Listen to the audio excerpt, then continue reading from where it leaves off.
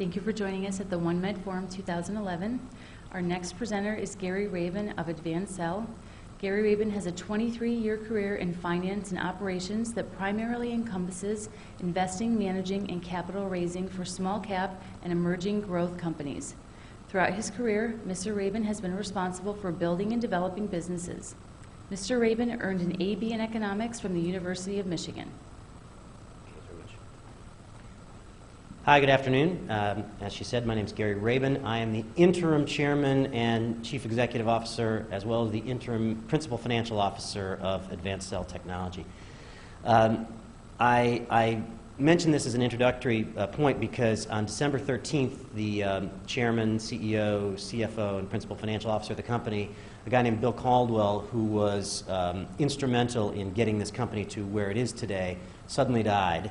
And I was on the board, joined the board in 2007, and became interim chairman and CEO. I'm going to talk a little bit more about the management team later, but we are going to engage a large national search firm to find a permanent management infrastructure for this company. We're looking for a CEO and a CFO. As with all presentations of publicly rated companies, I'm going to make forward-looking statements, and some of the things we say may or may not materialize. So ACT, AdvanCell, is at the forefront of stem cell therapy. The company's principal intellectual property revolves around therapies using embryonic stem cells, human embryonic stem cells. I'm going to talk a little bit about that. But we have now achieved the first proven technique to produce human embryonic stem cell progenitor cells without harming an embryo. This is a major advance for the company from a moral and ethical perspective. We're going to talk more about that. We are about to commence 2 of the first 3 trials, the only human trials that have ever been permitted using human embryonic stem cells as the progenitor cells. And we have 2 very exciting therapies approved by the FDA. These 2 therapies are first Stargardt's disease, which is a juvenile macular dystrophy disease which impacts the base of the retina, kind of cell called the RPE cell that I'm going to talk about in more detail.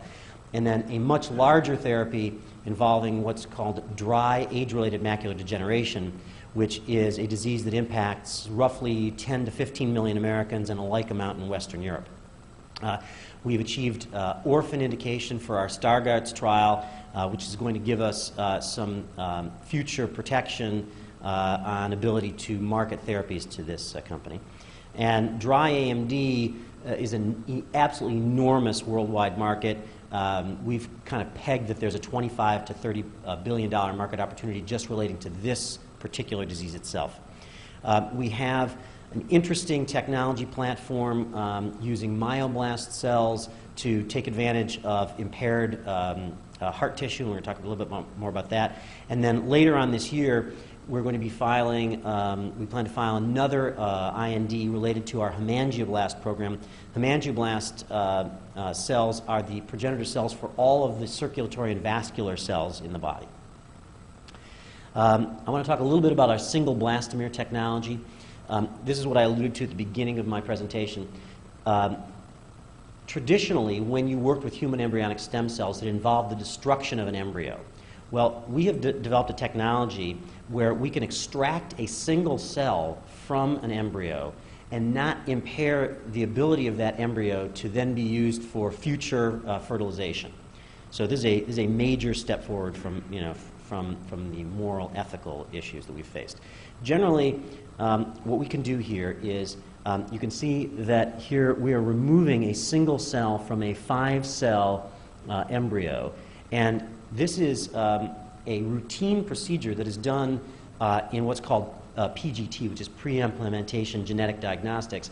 There are thousands of babies born every year in this country using a technique similar to this. And so our scientists looked at it and said, well, gee, if you can do an extraction of a cell and still preserve the embryo, won't that really solve a lot of the issues we've had? There's a very large Methodist university system in the United States that has banned all embryonic stem cell research from its campuses. And we are now in discussions with them about ways in which they would like to take this technology and use it as the platform for their embryonic stem cell research. There are there's another significant reason other than the moral ethical one for doing this. These embryos, when they're at this small early stage, 4 to 8 cells, these embryonic stem cells are very pure. In other words, as you go further into the development, as you advance more days, these embryonic stem cells become the progenitor cells for all the other kinds of cells in your body. And so there is programming that happens to these cells along this period of a few days. We believe that not only have we solved the moral issues associated with this, but we believe the purity of these cells, because they are not yet in any way programmed to become future types of cells for the body. We believe that this is the way the science is going to head. We've published extensively about this in Nature and Stem Cell. Talk a little bit about our therapeutic programs. The largest programs that we've been talking about to date relate to the eye. We're going to talk about why we chose the eye, but we now have 2 therapies approved to go into the clinic this year, where we're going to be partnering with some of the leading academic institutions in the United States and beginning human trials later this year. The MyoBlast program, which goes after heart disease, we've had incredible efficacy results that we've shown in Phase B, despite the fact that these were safety trials. And then the Hemangioblast program, yesterday morning we put out a press release related to a paper that we've published in Cell Research. What we demonstrated is that we can, in large quantities, create blood platelets and red blood cells using human embryonic stem cells. This is a very interesting and innovative area because obviously all red blood cell and platelet that are available in the market today are donor driven. So you have to actually go get the donors, and they have short shelf lives. So here we are able to create universal donor platelets and red blood cells, a very interesting and important innovation for the company. And we've got some very interesting issued notice to issue patents around this. Talk a little bit about our ocular program. We have developed, using, again, our technology of our single blastomer technology, so we're not destroying the embryo, we have developed a bank of cells called retinal pigment epithelial cells. These cells sit at the base of the retina, in the macula, in front of what's called the Bruch's membrane. This area of the eye is prone to various types of retinal disease, and it is the dying off and failure of these RPE cells that leads to something like on the order of 200 different kinds of retinal disease. And we've initially chosen to target 2, Stargardt's macular dystrophy and dry AMD. Now, why did we choose the eye as our first area of therapy? A handful of reasons. First of all, these RPE cells are pigmented, so when we inject these into the eye, we can actually look inside the eye and see what the attach rate is of these cells in this area, and we can see, even with a small attach rate, that there will be corresponding improvements to visual acuity and attachment to photoreceptors. So a very exciting area here. Also, the eye is an immune-privileged site. It sits outside most of the vascular system and immune system of the body. So what this allows us to do is, by injecting something into your eye, we're not going to kill the patient. And so that gave us a big advantage in entering trials. It allows us to have a small trial set as opposed to something that you're doing vascularly or small molecules into the body where it takes a long time to see what's happening. We'll know within a short period of time what the impacts of our injecting of these cells are into humans. Also, very simple ease of administration here. We're using subretinal injections. These kinds of subretinal injections are done all the time. One of the clinics that we're talking about, UCLA Jewel Stein Institute, they have ophthalmologic surgeons on staff that regularly do injections into the eye. There's a very well-known drug called Lucentis, which treats a different form of AMD called wet AMD. And they do 50 to 100 injections of these kind of drug a week. So we believe that there's very broad applications here. There are other kinds of diseases, retinitis pigmentosa, and other types of disease that we believe will have very broad applications both in the U.S. and globally here. Stargardt's macular dystrophy is the first disease that we applied for.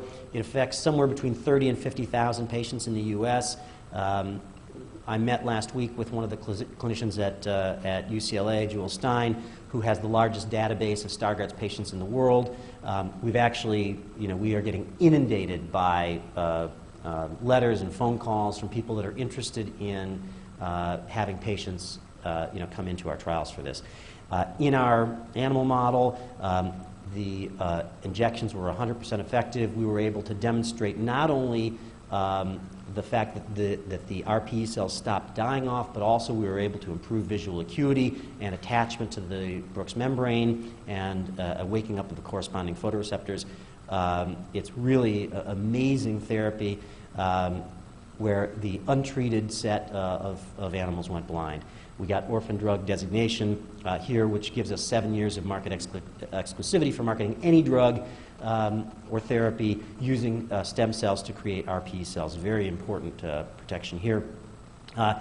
On the age-related macular degeneration side, this is the leading cause of blindness in the United States, obviously the leading cause of blindness of senior citizens. This is a very prevalent disease. As the U.S. population ages, both demographically and life expectancy increases, you're seeing that there is increased prevalence of this. There's an expectation that the patient population of this will double from now till 2050. We have this program called MyoBlast. We've created through the extraction, this is an autologous kind of treatment. We extract some muscle tissue from the thigh. And using an adult stem cell technique, we actually create a tissue that we inject to the heart. We've gone through phase 1A and 1B in this. Treating heart patients is a very expensive proposition, and we're talking about looking for partners sometime this year to take this into phase 2. And then finally, the Hemangioblast program that I alluded to a little bit earlier today, which is this therapy where we can create blood platelets out of human embryonic stem cells. We do this through our joint venture with a company called Cha Biotech, which is a Korean biotech company.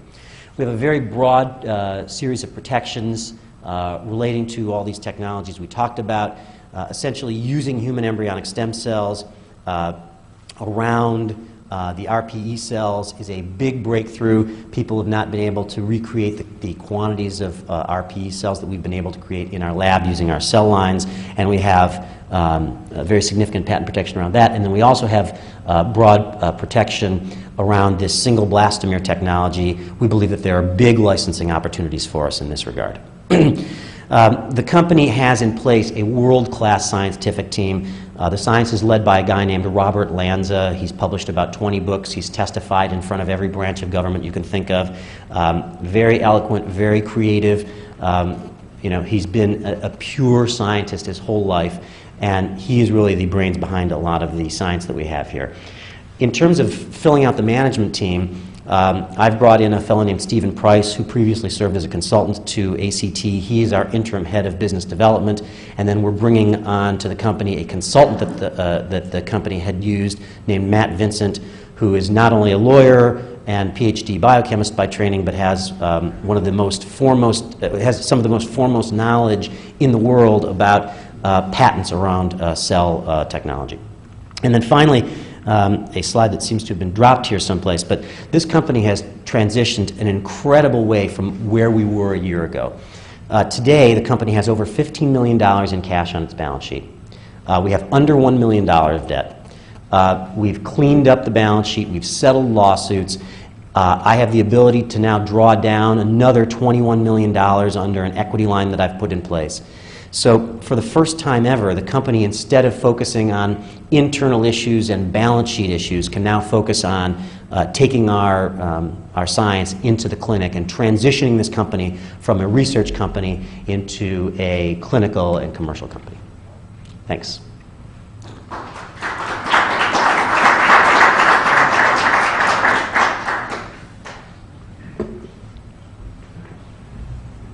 No time for